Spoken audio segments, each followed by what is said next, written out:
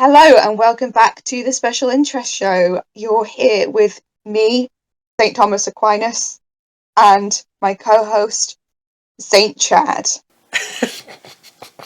Hello. St. Chad. Hello, this is me, and I'm with my good friend St. Thomas of Aquinas.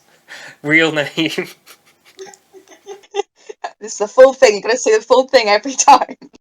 Every time you reference me, it's St. Thomas Aquinas. I will. Why would I refer to my friend to anything else, Thomas Aquinas? What, you implying... You missed the saint.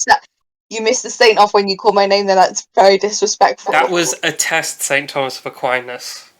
A test, and you passed it.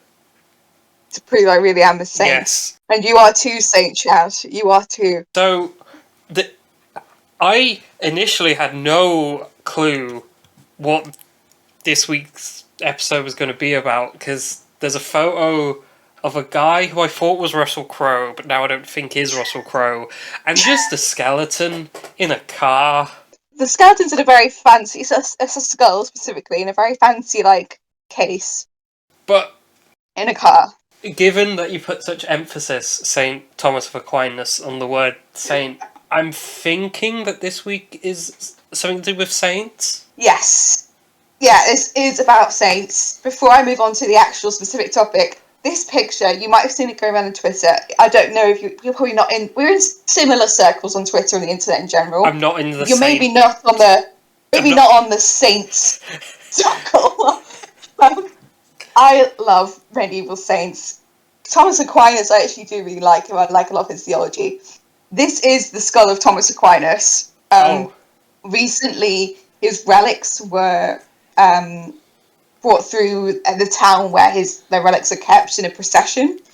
It's like a anniversary thing. So this is his skull being paraded round. Hence why there's like a priest in the car with him.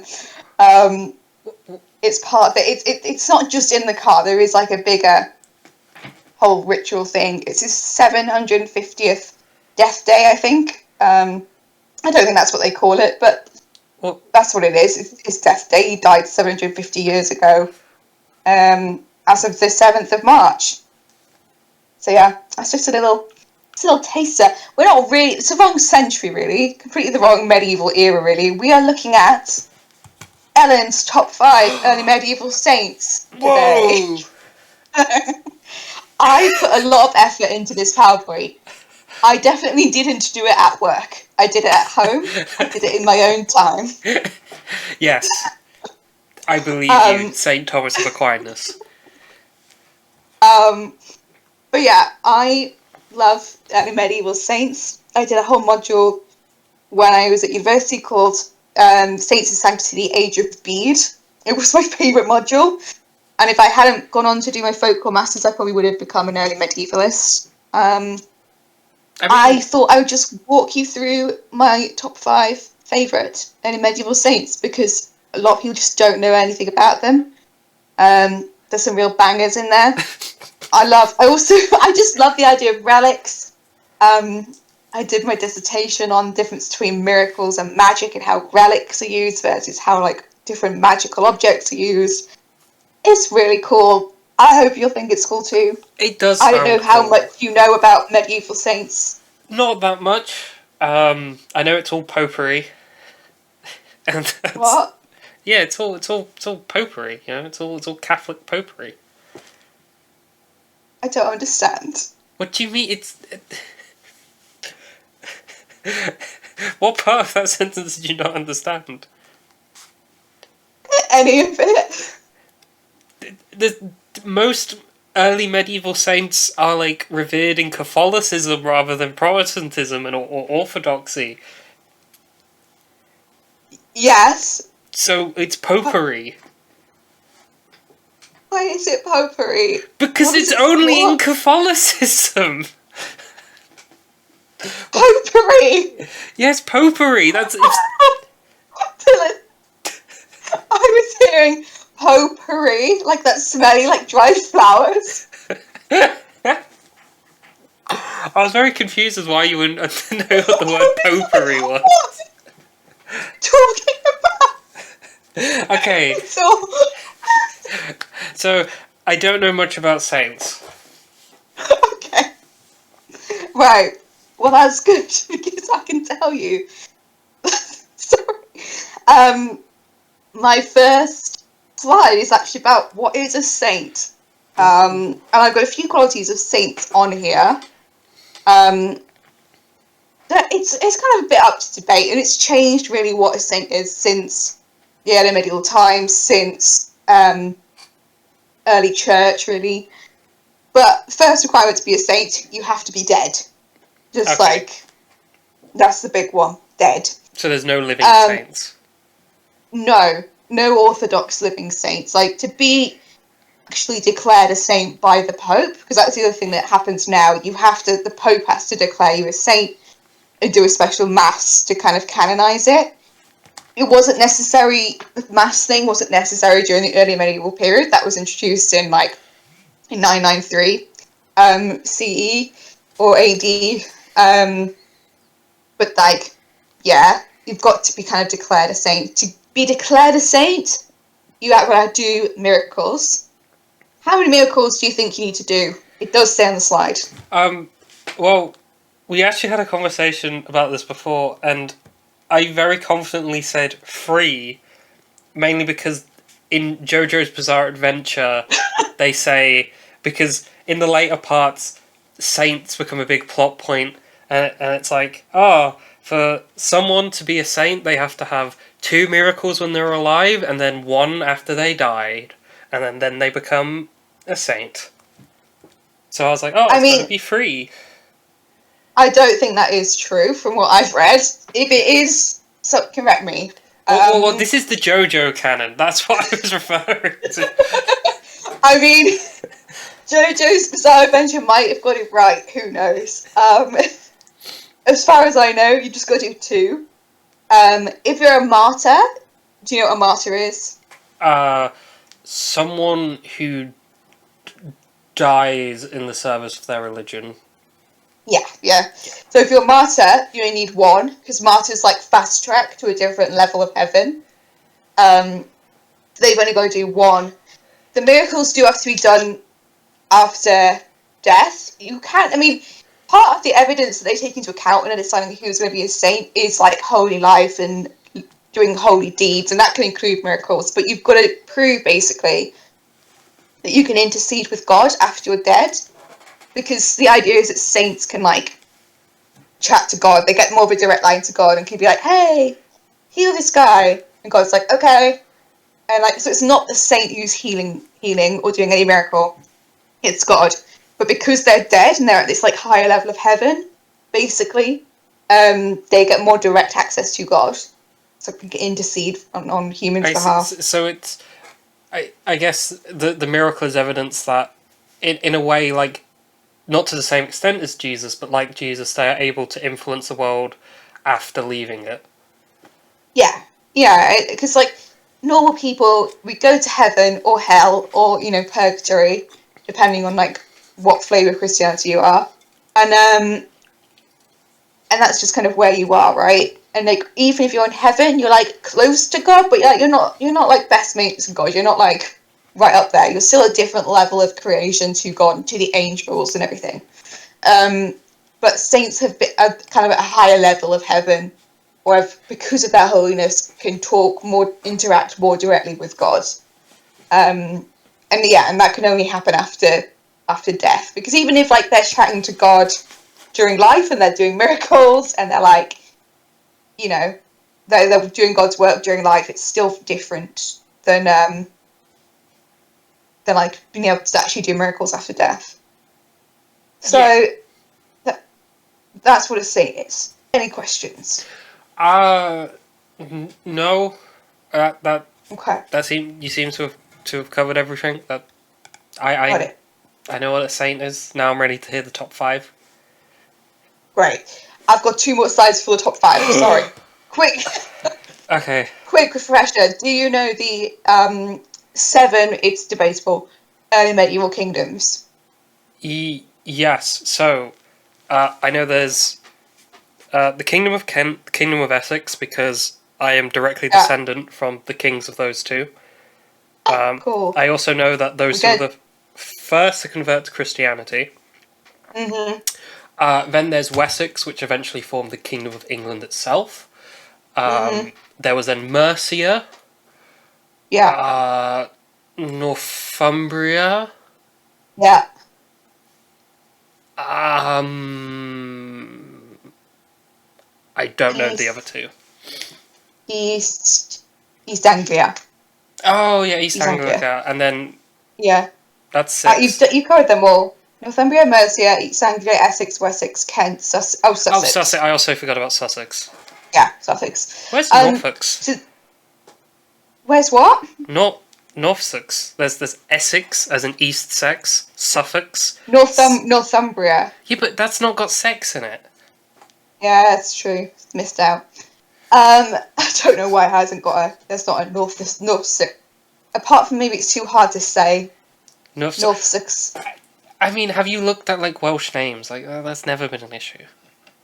I mean, these are English names though, so maybe just they're like, nah, too hard for us English. I mean, some of the Scottish ones are like you got Strathclyde, which is a bit of a hard one to say. There's some cool Scottish kingdoms. But anyway, yeah. So these are 7 kingdoms. This is roughly what we're looking at when we're looking at these saints.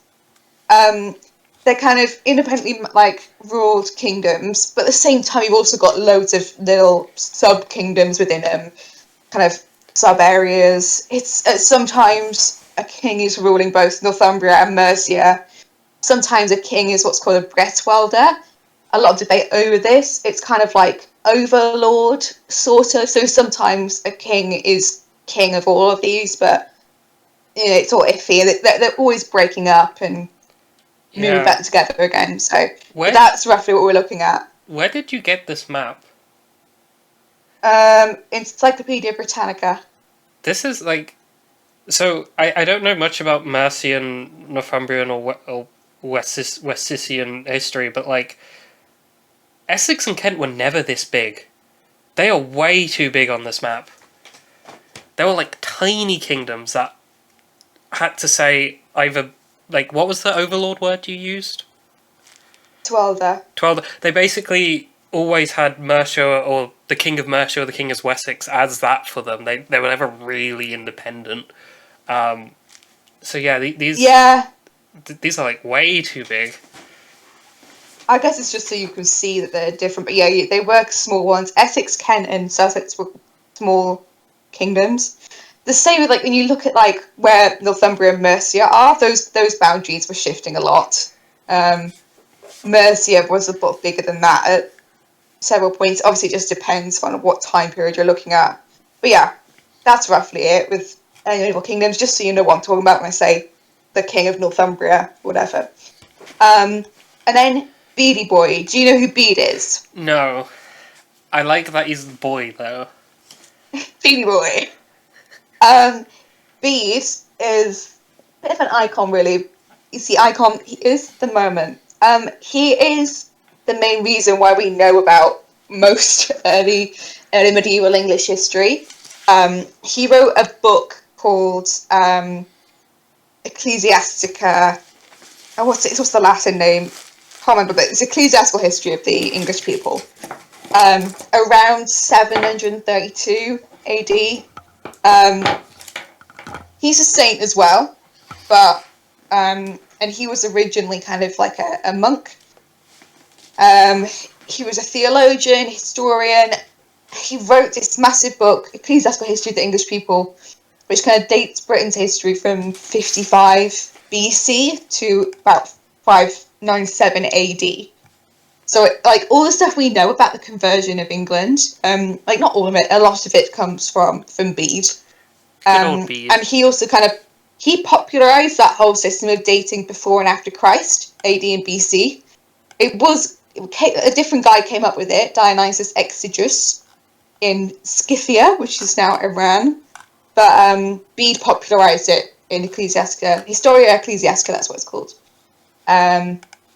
So yeah, he wrote a lot of these like saints' lives that I'm going to talk about. Just for reference. Okay, are you ready for my Watch Mojo list now? Yes. Number 5. Saint Ethelthryth. Another mouthful. A woman? Woman. Yeah, we've got a couple of women in there. Surprise. That Um, is a surprise. women can be saints actually. There was it's interesting when you look at the patterns of sainthood for women. It's quite different to men. Big thing, virgins. Like, all of them are pretty much virgins. Which we'll get to with Ethelthryth. Oh no. I mean, the men were as well, but oftentimes men kind of got away with being sluts before being saints. Like Saint Augustine, I don't even know. Saint Augustine was a big slut. He got around a lot, and then he repented, and then was a saint and wrote a lot of theology. Anyway, Ethelthryth. Ethelthryth was born around 636-ish. A lot of these dates I'm giving you were ish, just because of like speed. It's like one of the only ways we know of like for dating. And she died around 679. She was royal. This is another pattern you see with these like female saints. Most of them are royal. She was one of the daughters of King Anna of East Anglia, so one of our kingdoms. Woo. Princess, family, devout Christians. There was a lot of kind of back and forth of Christian paganism at the time. Like, you get one guy who was in line to be king or whatever, who took over the throne. It was pagan. Was like, no, East Anglia's pagan again. And then you get his son or whatever, or whoever he chose to be his successor, would be like, actually, it's Christian. It was a lot of that back and forth. But she was Christian. She first married this guy called Tombush, who was a local chieftain. Then he died, so then she was remarried to Egthryth, who had become the king of Northumbria. It was all kind of a very political marriage. He was only 15 years old when they got married, and she was like quite a bit older. She'd already been married before. Oh, okay. So she was a MILF. Well, yeah, or a predator, but she's not. I'm joking. It was different times. But interesting part of the MILF, she wasn't a mother if she was still a virgin. She stayed a virgin in her last marriage, and when she agreed to marry Egthryth, she was like, guys, I want to stay a virgin still, please. So Egthryth was like, he's just 15. He was like, yeah, sure. Girls are icky anyway. Yeah, I don't want to get cootie. It's like, oh my god. But then, like, 12 years later, he was like, actually, I want to fuck, please. And Ethelthryth was like, no. And so she went to Wilfrid. We'll talk a bit about Wilfrid later. He was a bishop of Northumbria. She goes to Wilfrid, and they're both like, yeah, this isn't going to happen. I'm going to stay virgin. And Egthryth is actually like trying to bribe her, and bribe Wilfrid to basically like force her to have sex with him. And so it's like, come on. And eventually Ethelthryth is like, no, I'm going to leave you. And she goes off and becomes a nun at a place called Coldingham, and then founds like a monastery at Ely. So it's a double monastery. It has both men and women there. Interestingly, it wasn't. Oh my god, scandalous! They were still separate, but they could see each other sometimes. Was it like founded as a double monastery, or did it like later become one? No, she founded it as a double monastery at Ely. That is scandalous. I know, and it is interesting though, because like you kind of see later that like a lot of people come through that monastery and come and visit. But yeah, so the king basically had been forced to kind of dissolve this marriage. It was very controversial, because like it was a political marriage, right? She was the daughter of the king of East Anglia. He was the king of Northumbria, and suddenly she's just fucked up and become a nun, and like forced him to divorce her. And so now all that alliances and all those networks of alliances are just like dissolved. So it wasn't something that clearly she took lightly. And it did kind of cause, it's one of the reasons there was probably wars following that. There was an invasion of this guy from Wulfhere of Mercia. He invaded Northumbria like very soon after she left. And it's very likely that was in retaliation for the divorce. But yeah, so that's my big thing, is that big virgin. I do respect that for her. She stuck up for that, and she was like, "No, I don't want to sleep with you," and I do respect that. So what? The other thing, yeah, I was going to ask, what miracles did she do? um, they weren't very notable, to be honest. She didn't do any miracles during her life or anything like that, because she just kind of lived a very holy life. Because, like, to be a saint, you have to live a holy life, and for some, that's doing miracles. For others, it's just like her. She just lived in the monastery, led this monastery, like, looked after her sisters, and like, kind of was just generally very holy. The one thing though, she did love necklaces and jewels and things like that. And actually, she died from a tumor on her neck, which is Oh, probably the plague, right? But she interpreted that as, she was like, I'm sure this is a punishment because I like necklaces too much. This is God punishing me for liking necklaces. I'm so sorry, God. Yep, give me this tumor. I'll just die from this. so So yeah. so how? 'Cause didn't you just say that like a big part of saints is that their bodies are like incorruptible? So how Yeah. does? But she has a tumor. Yeah, so that is the next thing that I was going to say about her incorruptible body. So she still has the tumor, right? It doesn't, incorruptible doesn't mean like completely perfect. It just means it doesn't get worse than the point when it's dead. Oh, So, okay. Bede wrote a little poem about her. He likes to write poems about saints. He claims that about 16 years after she died, they, for some reason, they dug her up. I don't know why. Probably just to like redress her or something like that. Her body was still fresh and unconsumed. So interpret that as you will. I think it probably just means it wasn't rotted. But that again, big sign of her like sanctity, and also virginity as well. Of like her body's remained pure.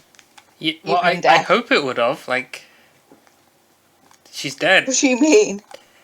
Like, Well, I know. She's not. No one's had sex there. I don't mean that. I mean, it's remained pure physically as well. You know. okay. But yeah, that was Ethelfrith. She hasn't got many cool miracles. I haven't really put any down because some of them seem to be that remarkable. But yeah, the virginity was a big thing, and the tumour on her neck, which actually, if you look at the picture of her... Yeah, she does have... I thought it was like an Adam's apple or something. Trans queen. No, it is a tumour. But that's Ethelfrith. Number 4. Woo! Saint Guflack? Gufflack? Guthlac. Yeah, I don't really know how you say it. This guy is crazy. I love him. And also, I think I kind of made up part of the reason why I love him, but I'm going to stick with it still. I love spreading misinformation on the internet. No. I've got the real facts. I'm going to tell you what I remembered about him. And this may be true. I tried going through my undergrad notes, but I couldn't find it. And I don't want to read Bede again. He's just hard to read. Can't believe you do my boy Bede like this. I remembered that Guthlac had like a really crazy vision where he'd been accompanied by angels and like seen hell, and like been taken down to hell and like looked and seen what it was all like, and the angels were accompanying him and stuff. He did have angel encounters. He also had crazy demon encounters. I couldn't find this specific like encounter, but still pretty cool. Guthlac was another one from Mercia. He was a hermit. He just kind of lived up on the fens. And he had encounters with demons. Wait. He was great. He was a noble. He then turned, when he was a teenager, he became like a monk. Joined a monastic community at a place called Repton. No one liked him there. He was a big loser because he wouldn't drink. He refused to drink. And Why was he bullied so? Like, what's wrong with having a teetotal guy? He's like the designated driver.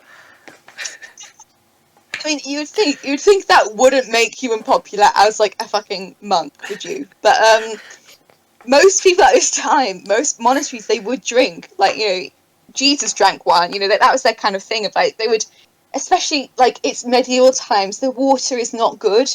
So you're probably drinking watered down alcohol in some way. You're drinking a lot of watered down wine.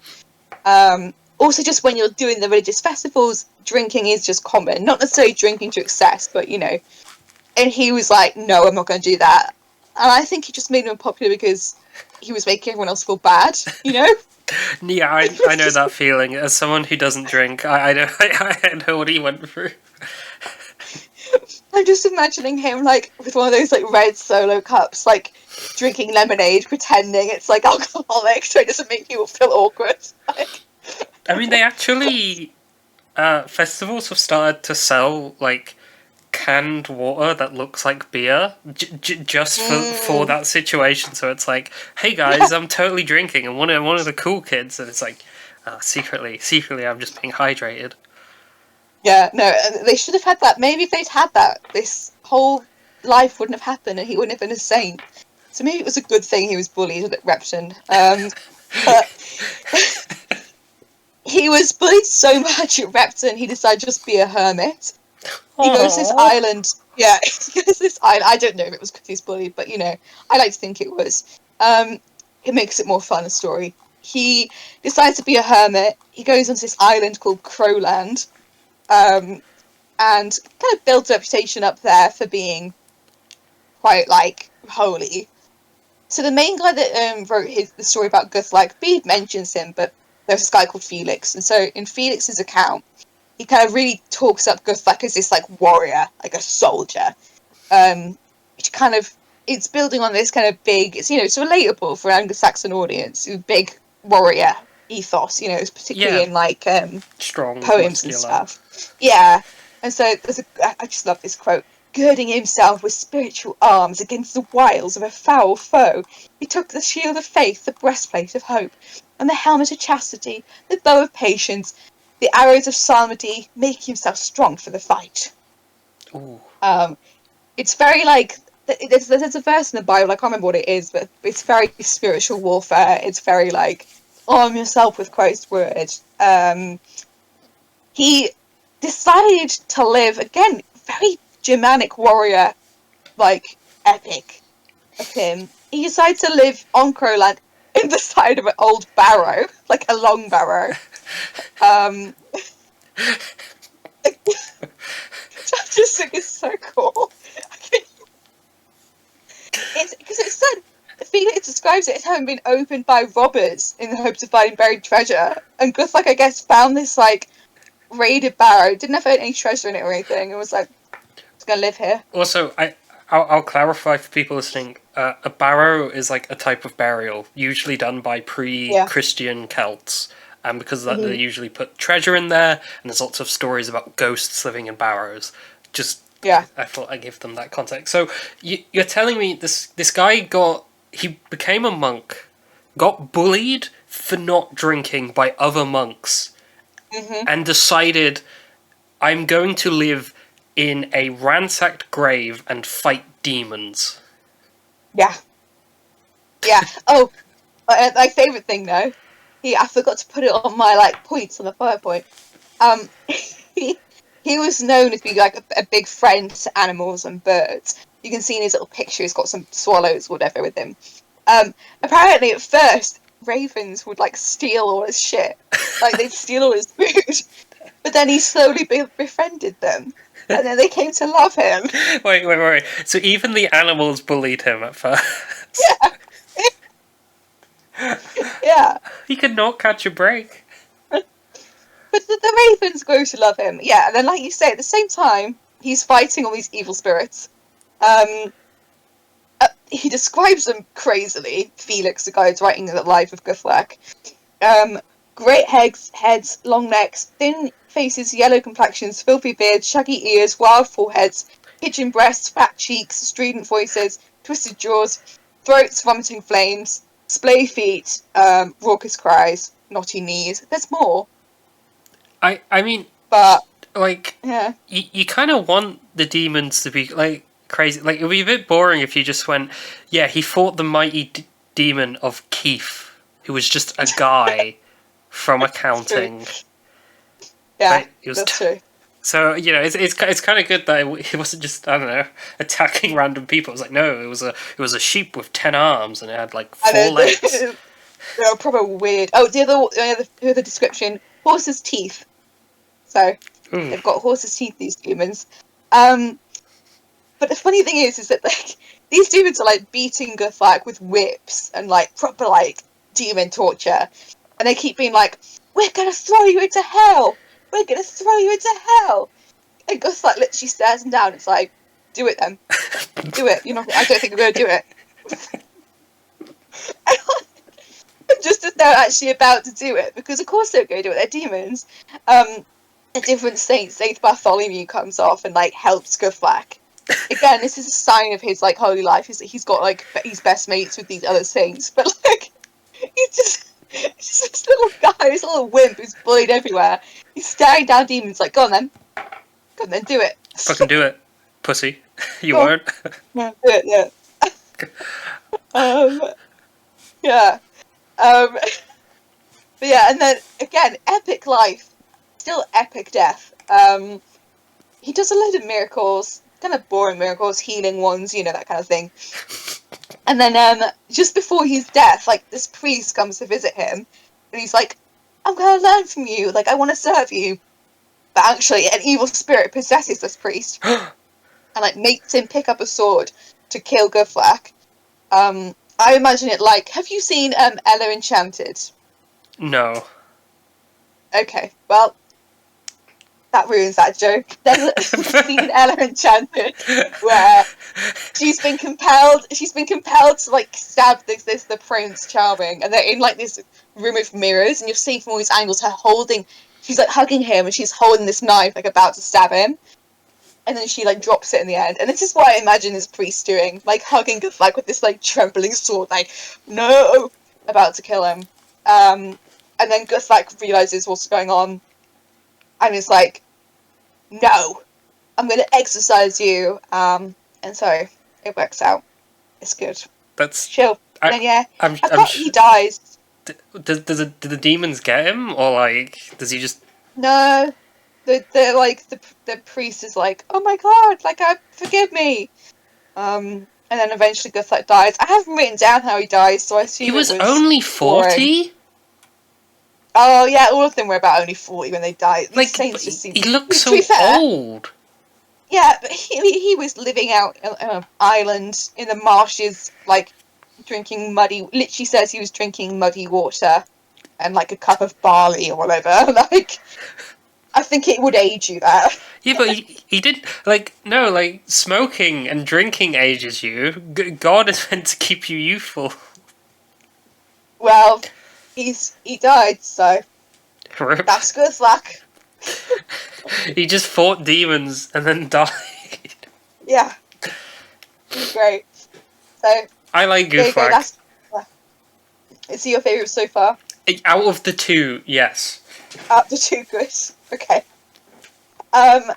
Number 3 is Saint Hild. You might have heard of Hild or Hilda. I think I have, but I don't know. She's holding a fucking building? Yeah, it's Whitby. It's Whitby, where they had their Easter Synod, where they decided the date of Easter. Is she a giant then? Yes. Is that why she's a saint? She was just really big. That's her thing. She's just really big. No. Hild, if you look at her dates, she actually lived a good long time. And that's what comes being a woman who actually lived in a building and didn't go out and live in a long barrow. She was born about 614, died 680. Bede actually describes from before she was born that her mother had a dream of a very precious necklace glowing underneath her dress, and it seemed to shine forth with such a blaze of light that it filled all Britain with the glory of its brilliance. And that is meant to represent Hild. She is the necklace. We're moving on from Ethelfrith. Ethelfrith loved necklaces too much. Hild, she is the necklace. I see. It all connects together. You're seeing this. Oh, it's great. She was also a. They were alive at the same time. I just Yeah, you think they ever like talked I mean- about necklaces? I don't know, but a lot of these guys were alive at the same time. A lot of them interacted with each other. A lot of them would go and stay, particularly like the women. Often the men would have gone and stayed at like one of the monasteries run by the women. All have come across each other. Some of them had rivalries. We'll get to that. Ooh. Not the ones I've put on here, but there are a lot of same rivalries. But yeah, Hild. She was a very popular saint. She was the great niece of the King Edwin, who was a Northumbrian king. And again, she was raised at court, very noble, royal. She was a nepo baby, basically. She was going to be a saint, you know. Like Okay. all these, I'm telling you, all these, especially the women saints, nepo babies. You don't get any that like are not. To be honest, most of the men as well, if they're not raised royal, they're raised in the church. So like they're gonna, you know, they've got a head start there. She at this time, like this is when Christianity was kind of spreading across the country, right? 614, quite early on in the 7th century. Hild was baptized along with King Edwin about 627 by Paulinus, who was part of. You probably heard of Saint Augustine's mission. Saint Yes. Augustine was a guy who the Pope basically sent from Rome to convert England. England had already been converted a while ago, but in the Celtic tradition, so Irish Church, which Rome was at odds with, mostly because Celtic Christianity had a different Easter date, which we'll get to. And so basically, the Pope was like, I'm going to ignore that a lot of them are Christians. They're not really Christians. Hey, go and convert them again, Augustine. Because, like, it was like, oh, wrong. So yeah, Hill gets converted along with her, like, uncle or whatever. And even though she was converted by Augustine, she was very influenced by this like Irish monk called Aidan. You might have heard of Saint Aidan. He was the bishop of Lindisfarne, which is a very important monastery. It's up on the Northumbrian coast. But yeah, Hild's secular life until about 33, becomes a nun. At first, she goes to East Anglia, becomes a man? intending to a nun. Oh, a No. nun. Oh, okay. I was gonna be like, damn, that is a miracle. Just manifest HRT in the Well, the 600s AD. that would be pretty good twist. Okay, they became a nun. There probably is a lot of interesting like trans history of this, but we'll get into that. That's another podcast. She's originally intending to like go across to France and become a nun over there, but then Bishop Aidan, who I mentioned, Irish bishop, he was like, actually come back to England. So she goes to Hartlepool and founds Whitby. Also, I've got it down as then known as.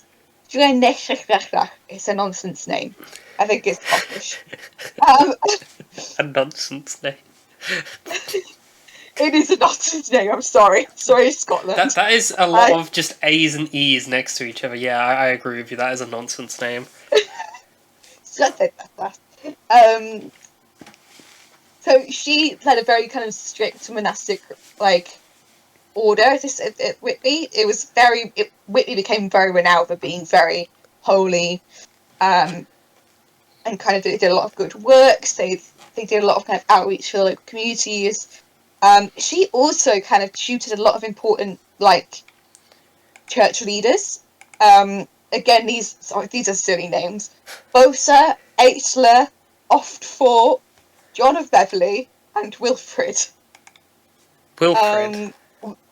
Wilfrid is one that is quite important. He is. We'll talk about St Cuthbert later, but he was St Cuthbert's rival for a bit. He ended up being a bishop. It's just like Wilfrid. Just like all the other names were kind of more dramatic, and it's just Wilfrid. But just the contrast between Bosa, Ettler, Oftfor, and Wilfrid. Yeah, like it's yeah. Just Wilfrid. Just Wilfrid. Like he should have had a different name. Really, yeah. And then also this guy called Caveman, who was a big poet. He was cool, and he'll like recognize his gift. So she was very much kind of like a spiritual teacher for a lot of these like people. Also, like kings even would come and like talk to her. She was very like wise as a person, which is a big deal for a king to come and talk to a woman. You know, Yeah. like she must have been particularly like wise. And then yeah, what do you know about the Synod of Whitby, the big Easter debate? Do you know anything about that? No. Literally nothing. Okay. What do you know about the different dates of Easter? Do you know anything about that? I know it's like every year they have to decide it, and I know Yeah. like the Orthodox Church and the Catholic Church have different dates, but like I don't know Yeah. the theology or the math behind Yeah, it. so I refuse to learn the maths behind it. Basically, all you need to know is there's two different ways of calculating Easter at this time. You have the Celtic way and the Roman way, because it's all just Easter's already you have to calculate it with our dating system, right? That's what's different every year because it's based on like a lot of different factors. It's not just like it is this day every year. But the Roman, so like when I'm saying Roman, I mean like Roman Catholic in that sense. So like based in Rome, and the Celtic ways were quite a bit different.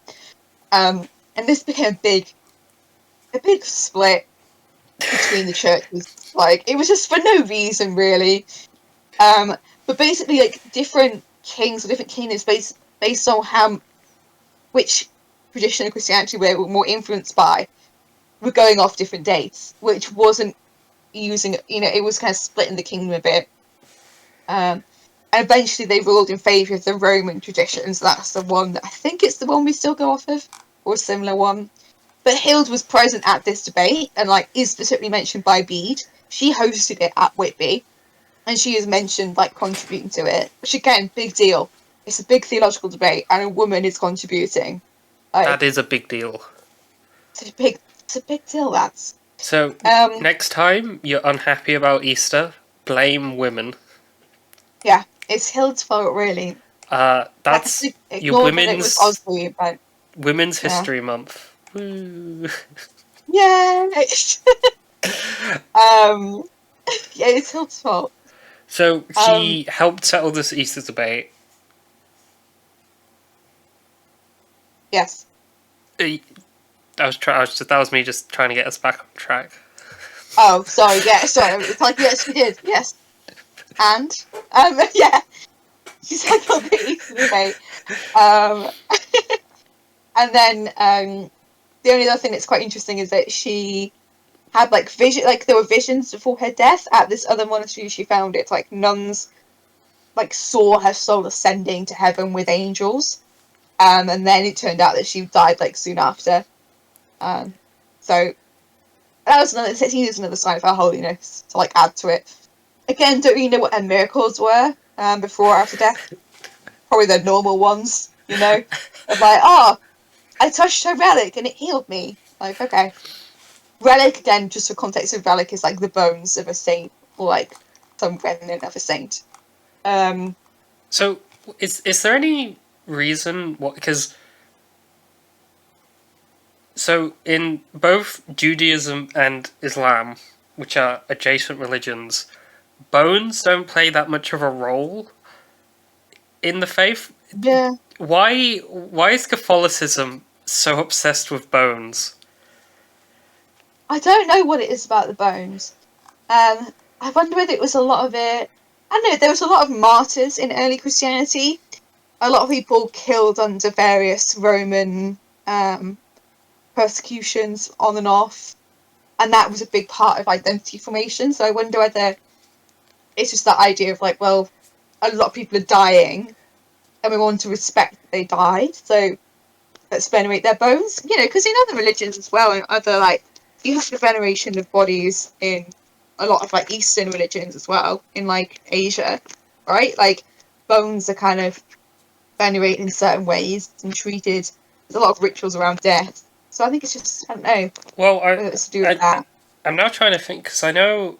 So in Zoroastrianism, bones aren't allowed to touch water, fire, or the earth, as those are sacred elements. So they build these, like, they're called, I think, Towers of Silence, out of Right. stone, to put the dead bodies, so that like vultures and stuff can like eat the bodies, so so nothing contaminates the earth, and then they like Mm. have a bone pile where the bones decompose.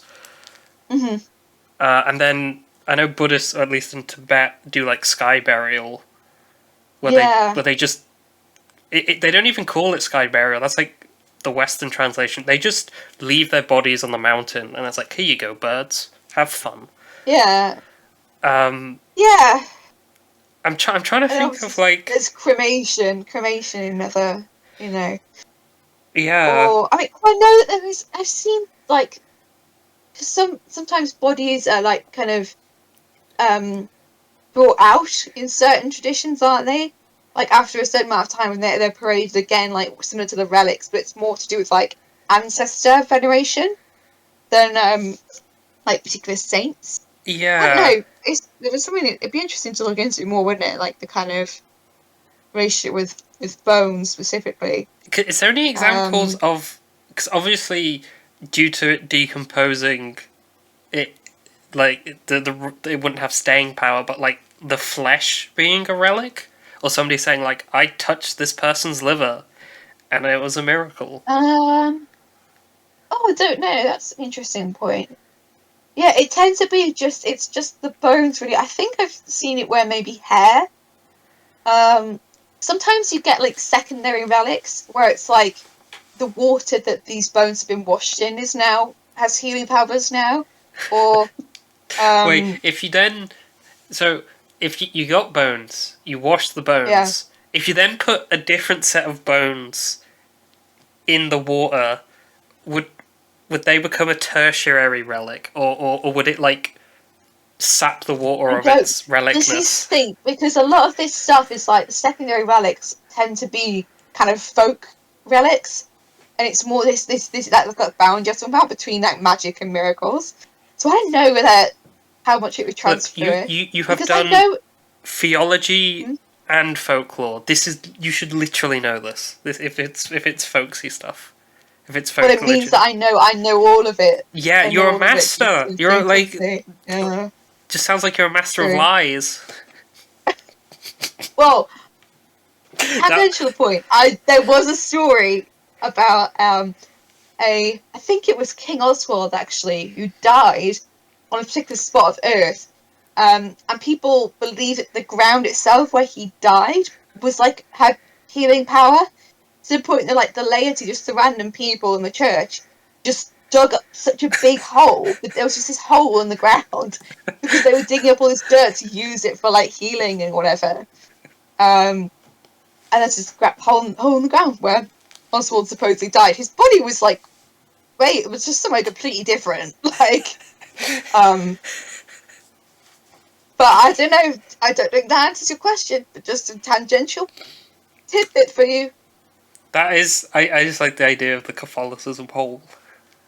Because, yeah, it's great. Um, Um, wait. So okay. Saint Yeah. Hild, So, she mhm. she was a woman with a pretty cool Yeah, necklace. yeah. Spoke to She was a kings. pretty cool necklace. She Oh, was a cool she necklace. was the Okay, how many steps removed is that from a fursona? Next point, please. Let's move on than that. Okay, she also helped settle the Easter debate, Yeah, and then some nuns saw her die magically. yeah. Uh, Yeah, basically, that's her. That's her. who, There we go. You like, ready for number two? it is. Number two. Let's go to number 2, Saint Cuthbert. Number two is Saint Cuthbert. I love Saint Cuthbert. You've told me about him before, I Yeah. think. What's He's. making you think that? Is it the otters? Yeah, because wasn't he the one who, like, really loved animals and they kept saying, hey, be a bishop? And he's like, I want to be out with the animals, Yeah. though. Yeah. Yeah, Casper is actually, he would be my number one. The number one, you'll see why I put number one as number one, but in my heart it's Saint Cuthbert. Um, Cuthbert, again, similar date to the others, around 630 to 687. Um, Anglo-Saxon saint. He was a bishop, but also a hermit. Big conflict of his life. He basically he became like a monk. He very much just lived very like a hermit.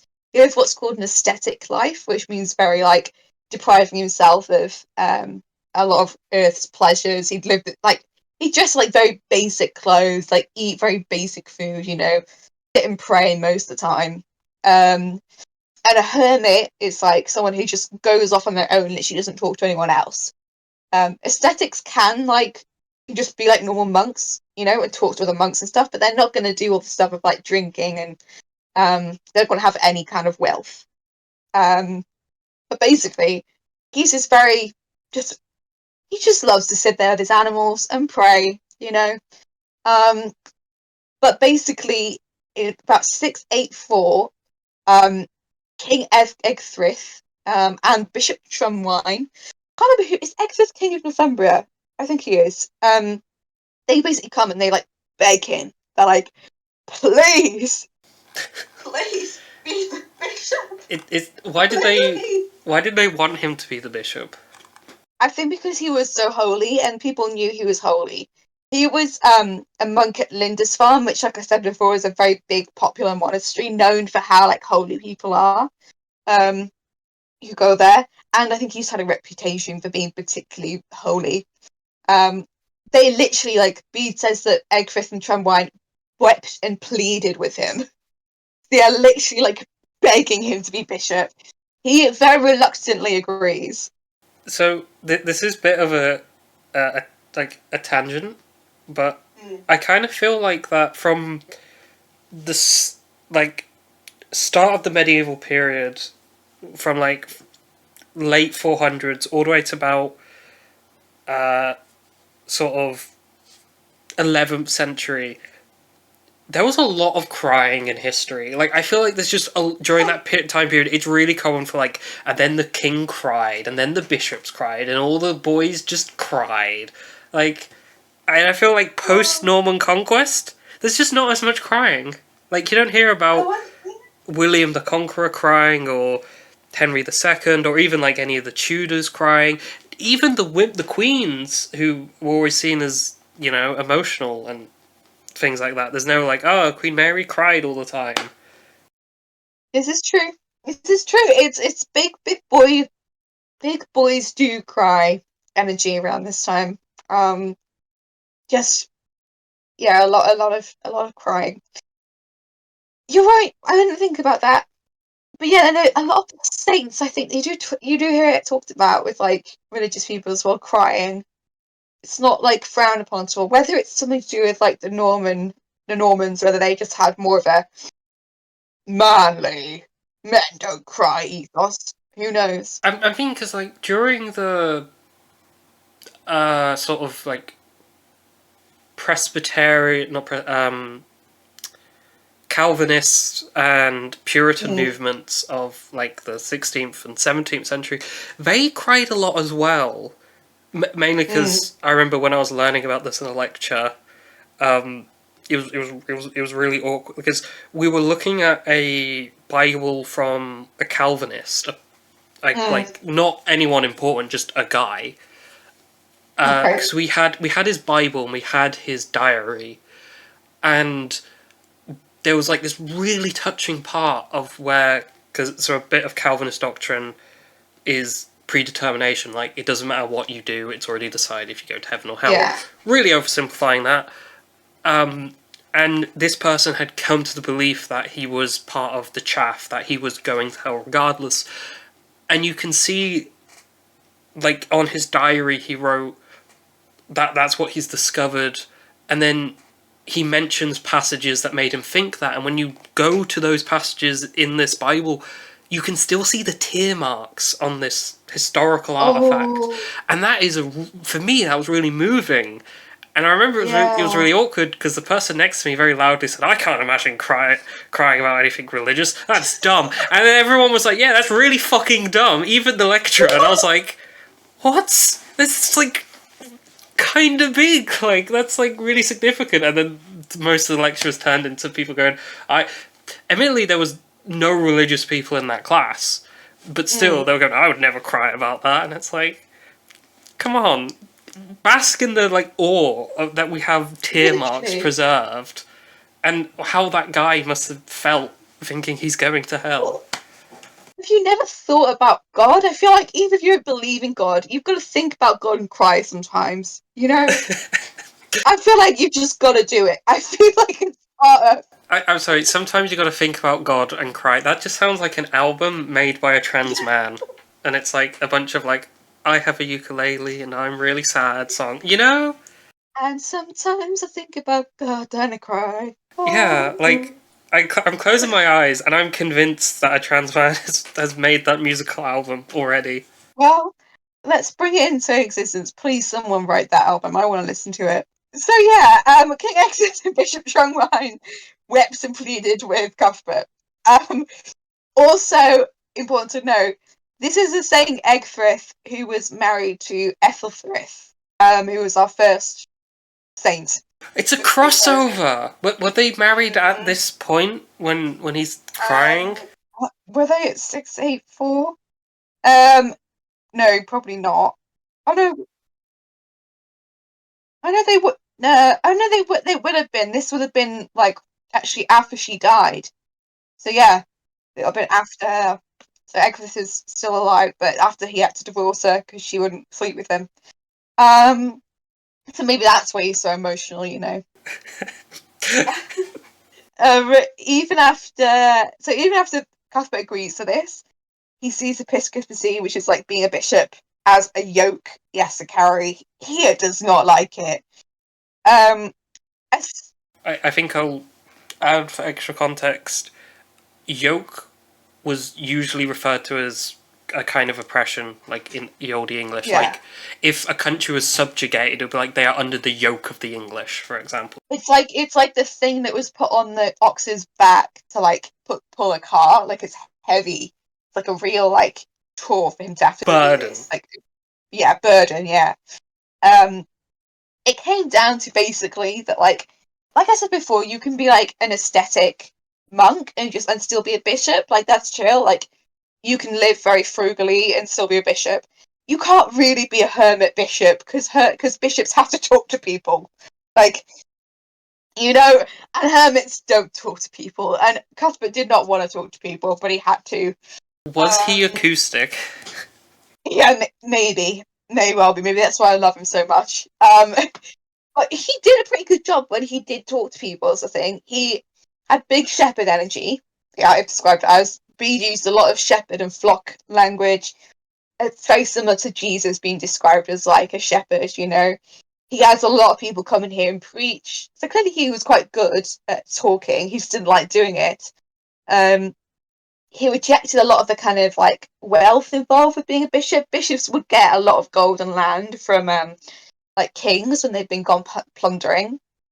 Even though it seems against it, but this is why when the Vikings started pillaging all down the coast, they pillaged the monasteries because the monasteries had so much wealth. Like Lindisfarne, one of the first they pillaged, like quite famously. Yeah, because it's right on that coast, on the east coast. So yeah, like, but Cuthbert would try to reject all that. He refused offers of wine, like our buddy Saint Guthlac. So clearly there was he didn't want to compromise on some things, but as we know, that kind of upset people refusing wine. So, but I don't think he got bullied as bad as Guthlac did. My favourite thing about Cuthbert is that one day he was staying with Saint Ebb, who's a different woman saint. She not owned a monastery, but led a monastery. And one night, like, this brother of the monastery goes out and follows Cuthbert to see what he's doing. And sees Cuthbert stood in the sea doing his like vigils, his nighttime prayers, and just watches him. He's like, okay, that's chill. Eventually, Cuthbert comes out as the sun rises and kneels to pray. And while he's doing this, some otters come up from the sea and they start drying his feet with their fur. And they just start like, and they breathe on his feet to warm them up, and they dry them. And it's the cutest thing ever. And then they go back to the sea, and then Cuthbert goes back in the end. But then the brother who'd stayed up like on the cliffs, the brother monk, was like so scared because he was like, "This is so holy." He like goes to Cuthbert. And he's like, "I'm so sorry. I saw the otters." And Cuthbert was like, "What's wrong? What's wrong? What's wrong?" And then eventually he's like, "I forgive you for this on one condition, that you tell it to nobody before my death." And the brother monk is like, "Okay, okay." And then eventually he kind of follows it, and he's like, how actually? Hang on. Yeah, no, exactly. Yeah, it's the same thing. Because I thought he then told him like, "Oh, don't do it until Jesus comes back from the dead." Which was like, that's a long time. But he was following the example of Jesus, who like when he's shown, remember he showed his disciples of like, "Look how cool I am! I'm on the mountain in the transformation." It's not the transfiguration, is it? That's not very popular. Well, I was thinking D&D. Well, you know what? Cut this out. This is No, this you is know what? I'm keeping this in, confusing. and I'm gonna loop it to spite you. It's gonna be in twice. It's confusing. Anyway, it's a deliberate parallel to Jesus. Him saying that for the monks to Yes, and you explained that correctly the first time. There isn't a cut section where you misspoke. No cut section, folks. Definitely not. But yeah, that's Cuthbert. I like him. I like how in the photo there's like otters by his feet. There's one that's looking directly at you, and he looks very terrified. He does. It's like, don't tell anyone. It's a secret. Um, but yeah, it's a sign of how in tune with nature he was. And before he died, Cuthbert like gave up being a bishop and just went back to being a hermit on Lindisfarne, off of Lindisfarne, which is already like on an island you can only get to when the tide's low. Um, there's another little island called the Farne, and he went off onto there and just was a hermit. And people kept bothering him until he died, basically. And even when he died, he was like, "Hey guys, can you leave my body out here on the Farne?" They're like, "Sure." He dies, and they bring it back to Lindisfarne, and then I think they end up bringing it to Durham in the end as well. Just rude, just very disrespectful. I feel like he should be the saint of autism. He just, he people keep trying to bother him. He doesn't want to be bothered. He prefers to be on his own. He has a special interests. Like, So affinity with animals, yeah. is that not a power? A symptom of autism? It's such a power of autism. Well, a lot of autistic people like talking to animals more than humans, so I think it is. I'll claim him. I love Cuthbert. Okay, so I'm really curious who's number one now because like You ready? You ready? I'm ready. Number one, Saint Chad. Is it just because he's called Saint Chad? Yes. Also, there was a funny thing about Saint Chad. See, I would have put Chad lower, but I had to put him first with that name. It's just great. Um, his brothers are called normal early medieval names: Ked, Zinibal, and Kalen. And you're like, yeah, that sounds like an early medieval name. Chad. Chad. Um, Chad, again, similar dates around 634 to 672.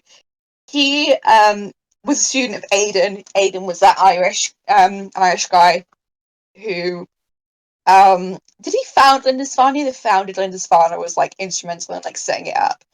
But he studied under Lindisfarne, under Aidan Lindisfarne. He he's similar vibes to his brother. We don't care about his brother, we care about Chad. Um, So, so Chad, one drama he was involved with that is interesting was that he was supposed to be Bishop, King Oswy, basically, of Northumbria. Basically, was like, Chad, come be Bishop. I'm going to consecrate you. You're going to be Northumbria's Bishop. Okay. At the same time, then, St. Wilfrid, who we've mentioned, comes back from Gaul, from France, and is like, hey, I was supposed to be Bishop. I've just gone to Gaul to be consecrated as Bishop of York of Northumbria.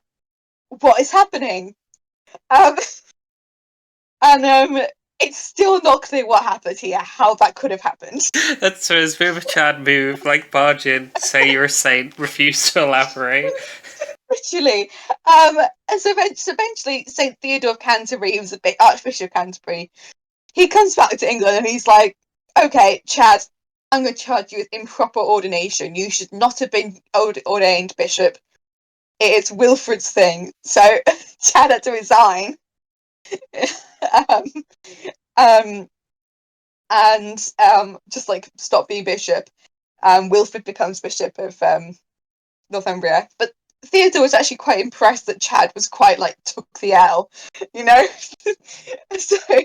so then Chad ends up becoming Bishop of Mercia instead.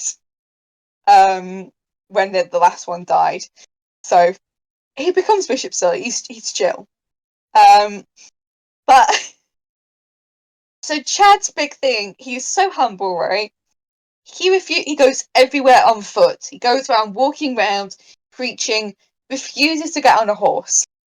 To the point that at one point, Archbishop Theodore needed Chad to get up and like, I think this was when he needed him to go and become bishop. I was like, Chad, I need you to get on your horse and come to see me. And Chad was like, no, I'm not going to get on a horse. I'm not going to do that. I don't want to do it. So that is a Chad move, like get on a horse, no, refuses to elaborate. Yeah, literally. So he was like, no, I'm going to walk. And Theodore eventually comes to him and he's like, I command you get on your horse. You have to do this. We don't even know why Theodore made him do this, why he didn't let him walk. But Chad still was like, no. To the point where literally Theodore picks I'll read you this quote. Finding Chad very unwilling to admit his former pious labour, he himself, with his hands, Theodore's hands, lifted him on the horse. For he thought him a holy man, and therefore obliged him to ride wherever he needed to go. Theodore literally picks up Chad and puts him on the horse because he doesn't want to get on.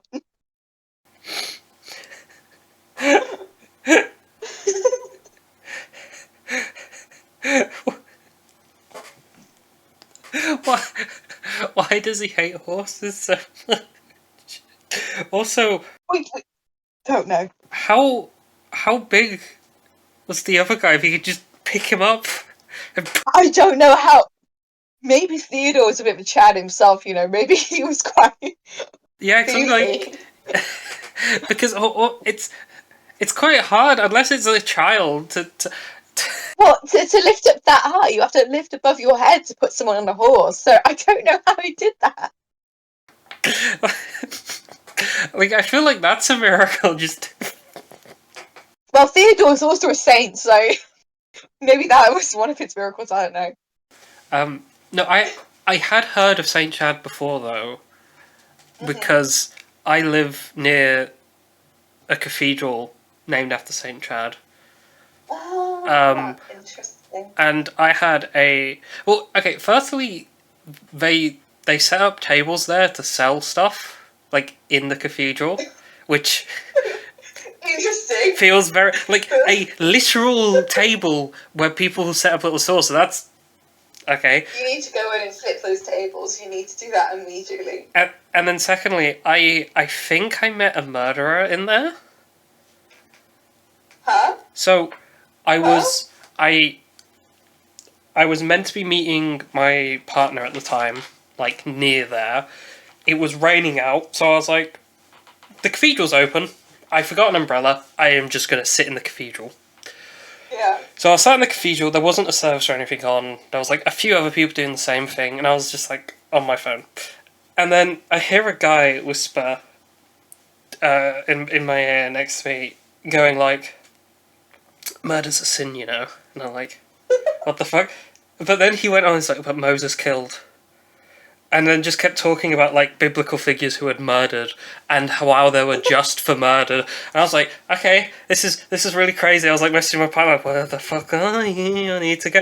And then as I was leaving, I saw a homeless man with 2 police officers next to him point the guy who had been sitting behind me, and they went up to arrest him. So I think that guy like murdered people. I don't know. I don't know for sure, but the evidence there. Okay. So that's my fun St. Chad story. Well, I don't know what to do with that information. Wow. Okay, well, that's the end of the episode.